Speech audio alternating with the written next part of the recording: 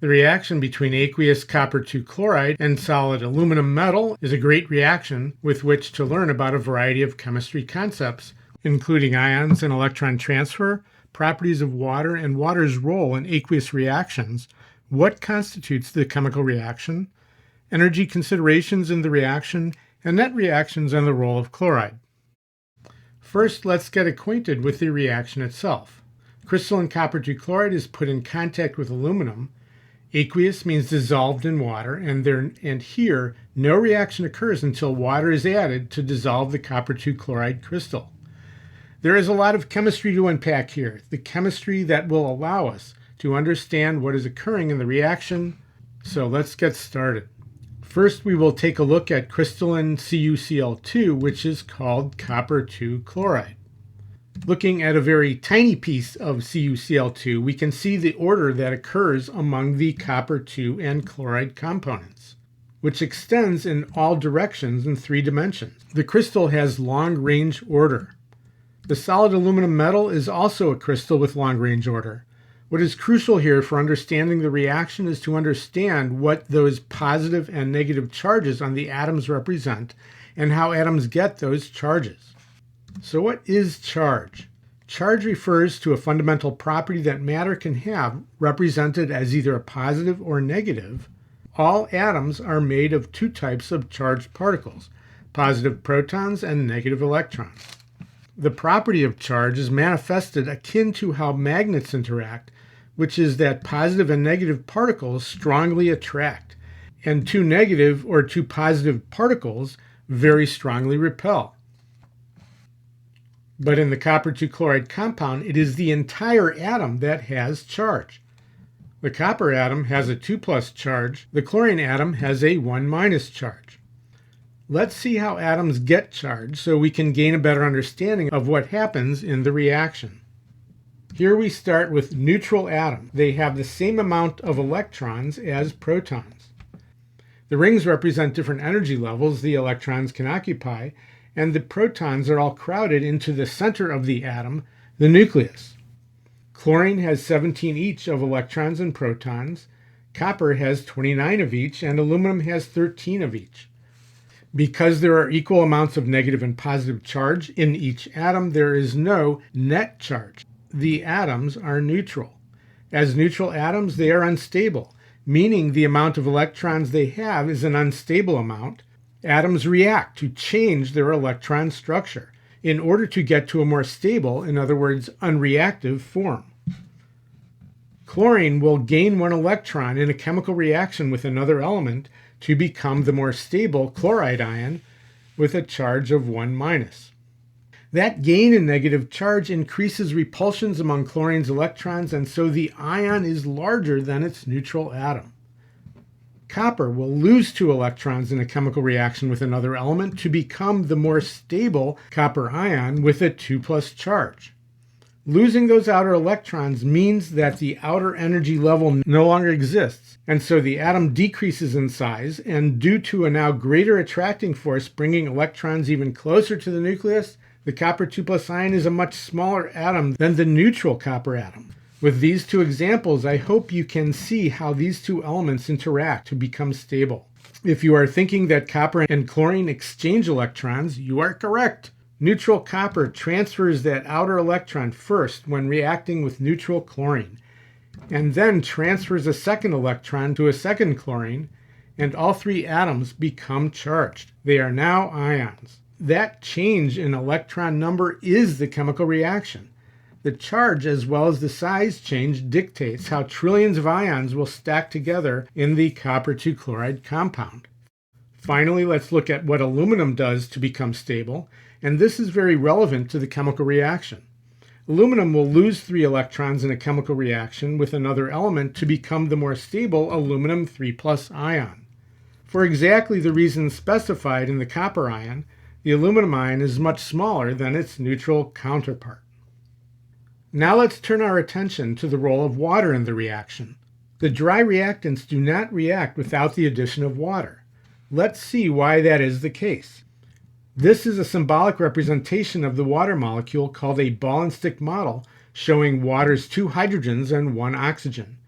The lines connecting the atoms represent a pair of electrons, and viewing those electron pairs allows us to see how an important property of water called polarity occurs.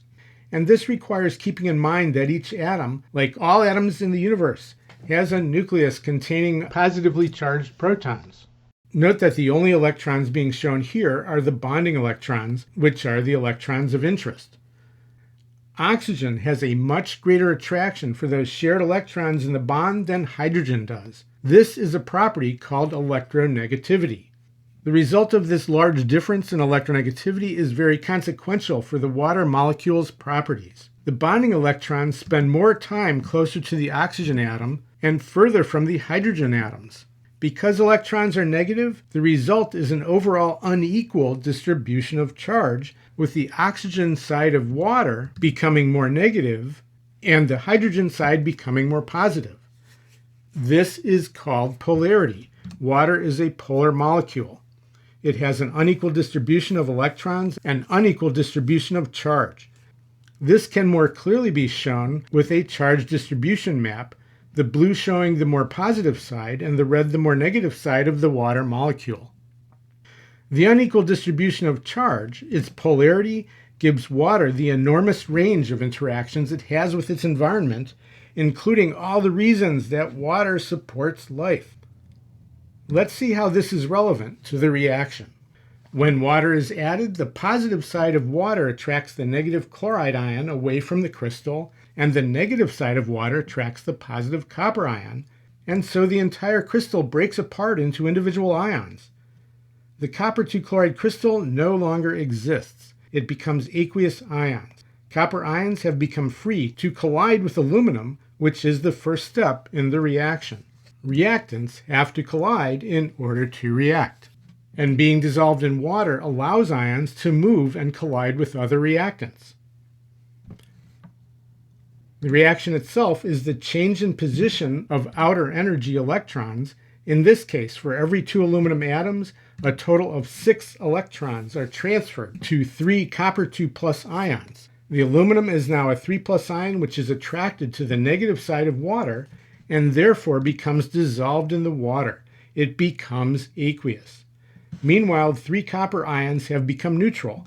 They are no longer attracted to the water and so become solid copper metal.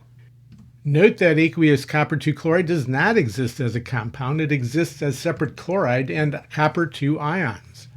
And note that aqueous aluminum chloride does not exist as a compound. It exists as separate chloride and aluminum ions. The breaking apart of ions during dissolving is called dissociation, and you may have noticed the chloride ion remains unchanged during the reaction. It is not participating in this reaction. It is called a spectator ion. Energy is always an important part of any chemical or physical process, so let's talk about energy, as well as how the equation represents what is occurring in the reaction. In most reactions, the potential energy of the reactants is higher than the potential energy of the products. You can think of potential energy as the potential to react, or how stable a substance is. Nature favors going toward a lower potential energy, a lower potential to react, a more stable state, and that is the case with this reaction. Let's look at how the reaction is represented by the symbols in the balanced equation. And note that here, only the species reacting are included in the equation, not the chloride spectator. This is called the net equation. 3 copper ions gain electrons from 2 aluminum atoms to become solid neutral copper metal. The 2 aluminum ions are attracted to water and become aqueous. What specifically does energy release mean? We can see here a dramatic energy change.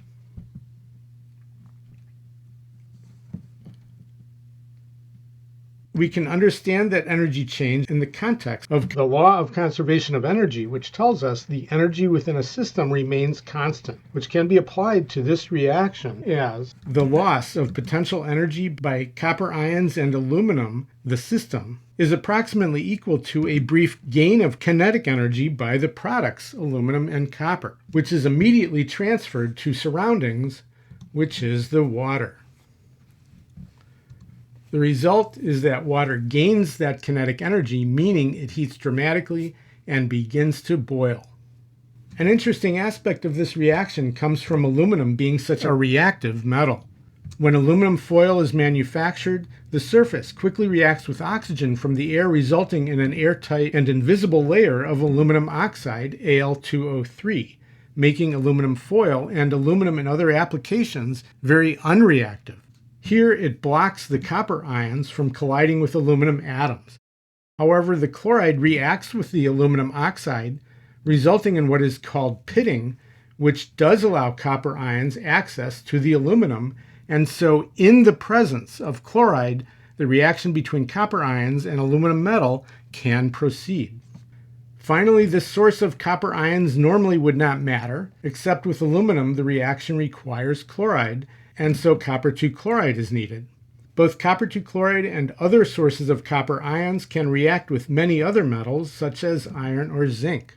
The form of copper 2 chloride used in this reaction was a hydrated form, meaning water is incorporated into the crystal, in this case in a 1:2 ratio, which is called a dihydrate.